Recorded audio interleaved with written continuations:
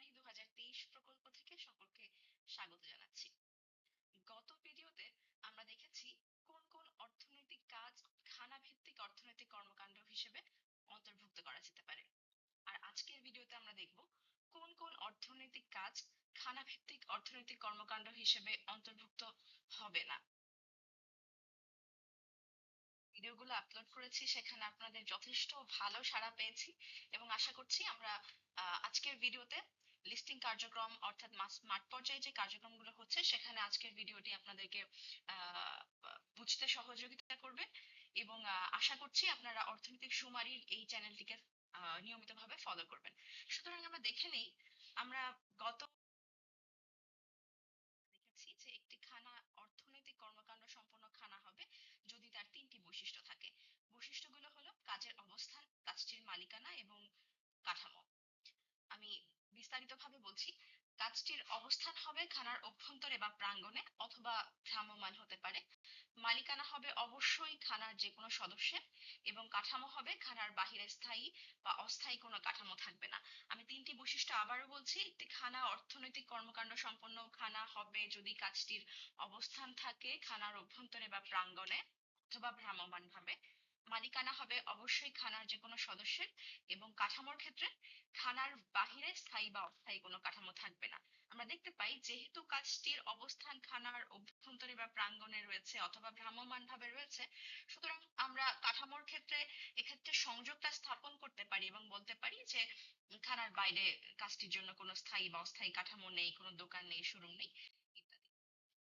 আজকের ভিডিওতে আমাদের মূল যেই টপিক, সেখানে আমরা বলবো একটি অর্থনৈতিক কাজ কখন খানাভিত্তিক অর্থনৈতিক কর্মকাণ্ড হিসেবে বিবেচিত হবে না। এখানেও আমরা সেই তিনটি বৈশিষ্ট্যের আলোকেই পর্যালোচনা করব, অর্থাৎ বৈশিষ্ট্য সমূহ হচ্ছে কাজের অবস্থান, মালিকানা এবং কাঠামো। একটি অর্থনৈতিক কর্মকাণ্ড খানাভিত্তিক অর্থনৈতিক কর্মকাণ্ড হিসেবে বিবেচিত হবে না যদি কাজটির অবস্থান খানার বাহিরে হয়, যদি মালিকানার ক্ষেত্রে এটি কাজটির মালিকানা খানারও হতে পারে, আবার খানার অভ্যন্তরে নাও হতে পারে, এবং কাঠামোর ক্ষেত্রে খানার বাহিরে স্থায়ী বা অস্থায়ী কাঠামোতে পরিচালিত হবে।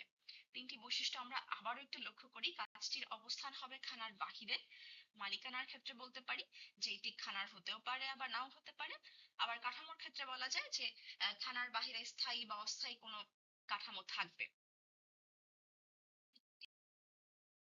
স্লাইডে আমরা খানাভিত্তিক অর্থনৈতিক কর্মকাণ্ড বলে বিবেচিত হবে এবং খানাভিত্তিক অর্থনৈতিক কর্মকাণ্ড হিসেবে বিবেচিত হবে না, এই দুইটি বিষয়ের মধ্যে একটু তুলনামূলক আলোচনা করব।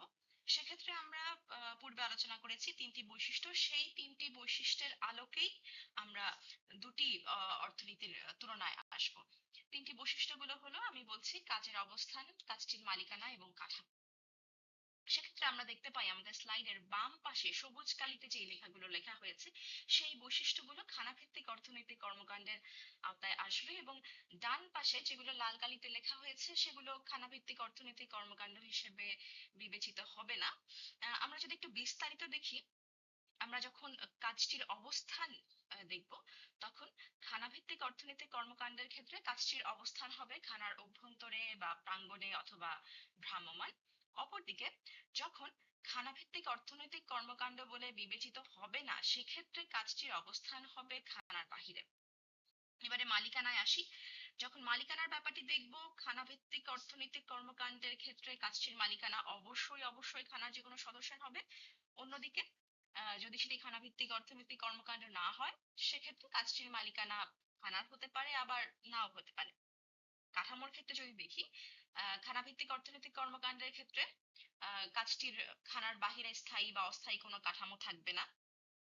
আর যখন খানাভিত্তিক অর্থনৈতিক কর্মকাণ্ড বলে বিবেচিত হবে না, সেক্ষেত্রে খানার বাহিরে স্থায়ী বা অস্থায়ী কাঠামোয় পরিচালিত হবে। সুতরাং এই তিনটি বৈশিষ্ট্যের আলোকেই আমরা বিচার করতে পারবো বা নির্বাচন করতে পারবো একটি কাজ খানাভিত্তিক অর্থনৈতিক কর্মকাণ্ড বলে বিবেচিত হবে কি হবে না। সেটি আমাদের লিস্টিং প্রশ্নপত্রের 5-এর গ, ঘ এবং ঙ, এই তিনটি প্রশ্ন পূরণ করার সময় তাদেরকে বিশেষভাবে সতর্ক থাকতে হবে। এবারে আমরা দেখতে পাই পাই একজন তালিকাকারী যদি একটি খানায় যান এবং খানায় গিয়ে তিনি ৫-এর গ প্রশ্নটি করেন। আমি লিস্টিং প্রশ্নপত্রের ৫-এর গ এর প্রশ্নটি বলছি। প্রশ্নটি হলো, খানায় কৃষি বহির্ভূত কোনো অর্থনৈতিক কর্মকাণ্ড আছে কি? একজন তালিকাকারী যখন দেখতে পাবেন সেই খানায় কৃষি বহির্ভূত কোনো অর্থনৈতিক কর্মকাণ্ড নেই, তিনি না টু নির্বাচন করবেন এবং এর ফলে এই ইউনিটের তথ্য সংগ্রহের কাজ শেষ হবে এবং তিনি পরবর্তী ইউনিটে তথ্য সংগ্রহ করতে যাবেন। এবারে খানাভিত্তিক অর্থনৈতিক কর্মকাণ্ড নয় এরূপ কিছু কর্মকাণ্ড উদাহরণসহ দেখে নেওয়া যাক। আমরা এই স্লাইডে একজন ভদ্রলোককে দেখতে পাচ্ছি যিনি ডেস্কে বসে কাজ করছেন। সুতরাং তিনি একজন চাকরিজীবী। তার খানায় যখন একজন তালিকাকারী গেলেন এবং গিয়ে জানতে পারলেন যে তিনি একটি স্থায়ী প্রতিষ্ঠানে চাকরি করেন, প্রশ্ন করার মাধ্যমে তালিকাকারী বুঝতে পারলেন উক্ত কাজটির মালিকানা চাকরিজীবীর নিজের নয়। সুতরাং তিনি একটি বৈশিষ্ট্য পেলেন এবং পরবর্তীতে তিনি জানতে পারলেন যে এই কর্মকাণ্ডটি খানার বাইরে একটি স্থায়ী কাঠামোতে পরিচালিত হয় বা অনেক সময় অস্থায়ী কাঠামোতেও পরিচালিত হতে পারে। সুতরাং তালিকাকারী যখন দেখতে পারলেন যে কাজটির মালিকানা উক্ত ব্যক্তির নয়, তিনি একজন চাকরিজীবী খানার বাহিরে একটি স্থায়ী বা অস্থায়ী কাঠামোতে কাজটি পরিচালনা করছেন, সুতরাং এই দুইটি বৈশিষ্ট্যের আলোকে তালিকাকারী নিশ্চিত হলেন যে এটি খানাভিত্তিক অর্থনৈতিক কর্মকাণ্ডের আওতায় আসবে না। আমি আবারও বলছি, আমরা তালিকাকারীগণ যখন প্রশ্ন করার মাধ্যমে জানতে পারবেন যে একজন চাকরিজীবী বাইরে কোনো প্রতিষ্ঠানে কাজ করছেন যেটি খানার বাইরে স্থায়ী বা অস্থায়ী কাঠামোতে কাজটি পরিচালিত হচ্ছে এবং কাজটির মালিকানা উক্ত ব্যক্তির নিজের নয়, সেক্ষেত্রে তিনি নিশ্চিত হবেন এটি খানাভিত্তিক অর্থনৈতিক কর্মকাণ্ড নয়।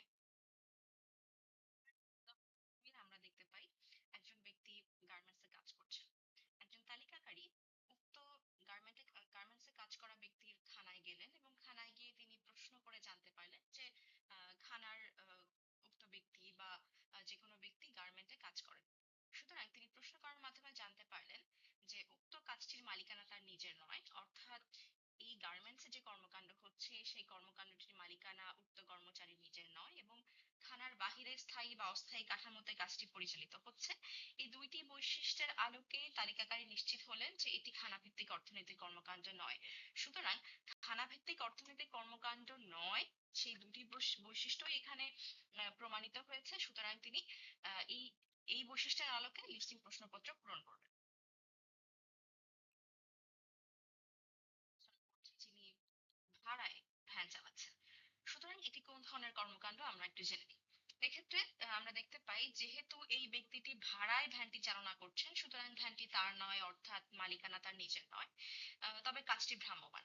তবে আমরা বলবো কাজটি ভ্রাম্যমাণ হলেও যেহেতু কাজটির মালিকানা তার নয়, সুতরাং এটি খানাভিত্তিক অর্থনৈতিক কর্মকাণ্ড হবে না। কিন্তু আমরা একসঙ্গে একই সাথে আমি একটু বলে নিতে চাই, যদি কাজটির মালিকানা তার নিজের হতো অথবা খানার কোনো সদস্যের হতো, সেক্ষেত্রে কিন্তু এটি খানাভিত্তিক অর্থনৈতিক কর্মকাণ্ড বলে বিবেচিত হতো। সুতরাং মালিকানার যে বৈশিষ্ট্যটি সেটি এখানে নির্ধারণ করছে কাজটি অর্থনৈতিক কর্মকাণ্ড সম্পন্ন খানা হবে কি হবে না। আমি আবারও বলছি, ভ্যানটি যেহেতু এই ব্যক্তির নিজের নয় অথবা তার পরিবারের অন্য কোনো সদস্যেরও নয়, অর্থাৎ খানার নয়, সুতরাং কাজটি ভ্রাম্যমাণ হলেও এটি খানাভিত্তিক অর্থনৈতিক কর্মকাণ্ডের আওতায় আসবে না। এবারে উদাহরণ ৪ আমরা যদি দেখি, থানার কোনো সদস্যের একটি হোটেল ব্যবসা রয়েছে। তালিকাকারী প্রশ্ন করার মাধ্যমে জানতে পারলেন ব্যবসাটি তার নিজের এবং তালিকাকারী আরো জানতে পারলেন কাজটি খানার বাহিরে একটি স্থায়ী কাঠামোতে পরিচালিত হয়। এই দুটি বৈশিষ্ট্যের আলোকে তালিকাকারী নিশ্চিত হলেন যে এই কর্মকাণ্ডটি খানাভিত্তিক অর্থনৈতিক কর্মকাণ্ড হবে না। তাহলে এই কর্মকাণ্ডটি কোথায় আসবে? যখন কোনো একজন তালিকাকারী তার গণনা এলাকায় অবস্থিত উক্ত প্রতিষ্ঠানে যাবেন তথ্য সংগ্রহ করতে, তখন উক্ত প্রতিষ্ঠানকে তিনি প্রতিষ্ঠান হিসেবে তালিকাভুক্ত করবেন, অর্থাৎ এই অর্থনৈতিক কর্মকাণ্ড খানাভিত্তিক অর্থনৈতিক কর্মকাণ্ডের আওতায় না এসে প্রতিষ্ঠানের আওতায় আসবে। সুতরাং আমরা আবারও একবার দেখে নেই একটি অর্থনৈতিক কাজ কখন খানাভিত্তিক অর্থনৈতিক কর্মকাণ্ড হিসেবে বিবেচিত হবে না। সেই আমাদের তিনটি বৈশিষ্ট্যে আমরা আবার চোখ বুলাই: কাজের অবস্থান, কাজটির মালিকানা এবং কাঠামো। একটি অর্থনৈতিক কাজ খানাভিত্তিক অর্থনৈতিক কর্মকাণ্ড হিসেবে বিবেচিত হবে না যদি কাজটির অবস্থান খানার বাহিরে হয়, কাজটির মালিকানা খানার হতেও পারে আবার নাও হতে পারে, কাঠামোটি খানার বাহিরে স্থায়ী বা অস্থায়ী কোনো কাঠামোতে পরিচালিত হবে। তবেই এই তিনটি বৈশিষ্ট্য যদি পূরণ হয় তখনই সেই কাজটি খানাভিত্তিক অর্থনৈতিক কর্মকাণ্ড হিসেবে বিবেচিত হবে না। আমরা ইতোমধ্যেই ছবি সহ কয়েকটি উদাহরণ দেখেছি যেখানে উক্ত কর্মকাণ্ডগুলো খানাভিত্তিক অর্থনৈতিক কর্মকাণ্ড হবে না। এরূপ আরো কিছু উদাহরণ দেখে নেওয়া যাক। যেমন গৃহকর্মী যারা এক বা একাধিক খানায় কাজ করেন, তাদের এই কাজটি খানাভিত্তিক অর্থনৈতিক কর্মকাণ্ডের আওতায় আসবে না।